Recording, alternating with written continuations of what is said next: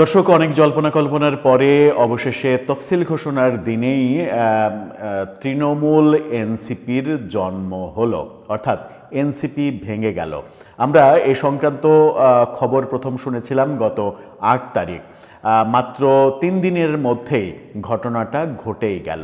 আজকে এই ভিডিওটা যখন করছি তার কিছুক্ষণ আগে রাজধানীর বাংলা মোটরে এনসিপির কেন্দ্রীয় কার্যালয়ের সামনে তৃণমূল এনসিপির ব্যানার তৈরি করে মুনতাসির মাহমুদ, এনসিপি থেকে বহিষ্কৃত নেতা, তার নেতৃত্বে একটি মিছিল হয়, বিক্ষোভ মিছিল, যেখানে ব্যানারে আসিফ মাহমুদ সজীব ভুঁইয়া এবং মাহফুজ আলমের ছবি এবং তাদের বিচারের দাবিতে এই বিক্ষোভ মিছিল করা হয়। তার মানে এনসিপি জন্ম হতে হতেই ৯ মাস পরেই ভাঙনের মুখে পড়ল, গড়ে উঠল তৃণমূল এনসিপি। কি হলো আজকে মিছিলে?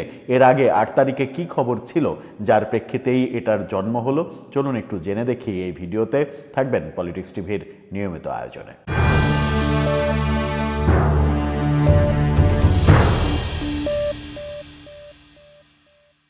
দর্শক, বলছিলাম এনসিপি অবশেষে ভেঙেই গেল। আজকে বাংলা মোটরে এনসিপি কার্যালয়ের সামনে রাতে তৃণমূল এনসিপির ব্যানারে একটি বিক্ষোভ মিছিল হয়। সেই বিক্ষোভ মিছিল গণমাধ্যমে সরাসরি প্রচারও করা হয়। রীতিমতো এই ভিডিওগুলো এখন সামাজিক যোগাযোগ মাধ্যমে ভাইরাল হয়ে গেছে। বিক্ষোভ মিছিলের অল্প একটু অংশ আপনারা দেখে নিন, তাদের ব্যানারটাও তাহলে দেখতে পাবেন, যেখানে তৃণমূল এনসিপি ব্যানার আছে এবং বিক্ষোভ মিছিল যেখানে মাহফুজ এবং আসিফ মাহমুদ সজীব ভুঁইয়ার ছবি সহ তাদের বিরুদ্ধে শাস্তিমূলক ব্যবস্থা, তাদের দুর্নীতি তদন্ত, এই দাবি জানানো হচ্ছে। একটু দেখে আসুন। বিক্ষোভ মিছিল নিয়ে যাচ্ছে, আমরা সেটি দেখানোর চেষ্টা করছি। অর্থাৎ কর্মীরা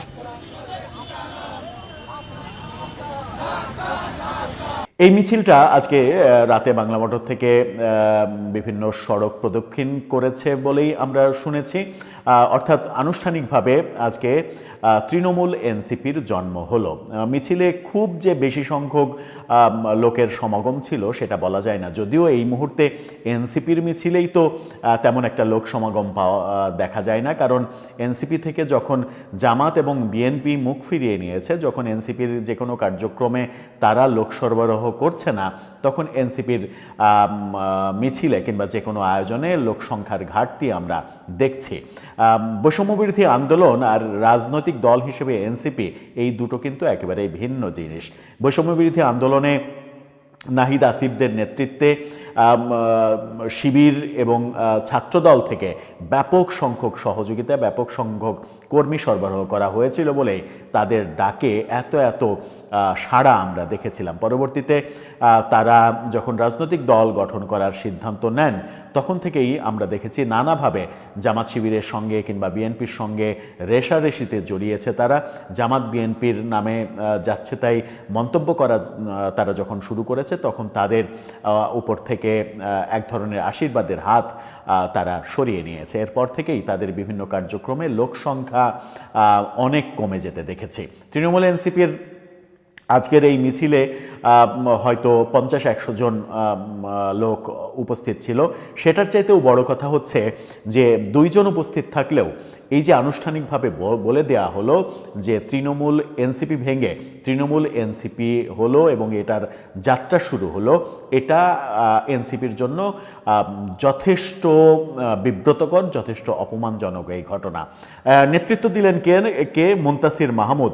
আমরা গত 8 তারিখে কালের কণ্ঠের নিউজ দেখেছিলাম, যেটা মুনতাসির মাহমুদের ফেসবুক পোস্টকে কেন্দ্র করে নিউজটা করা হয়েছিল। সেখানে বলা হয়েছিল যে এবার তৃণমূল এনসিপি গঠনের উদ্যোগ নেওয়া হচ্ছে। সেই পোস্টে তিনি লিখেছিলেন, মুনতাসির মাহমুদ লিখেছিলেন, তৃণমূল এনসিপি গঠন এখন সময়ের দাবি। সারা দেশ থেকে যোগ্য ও ত্যাগী নেতাকর্মীরা যোগাযোগ করছেন।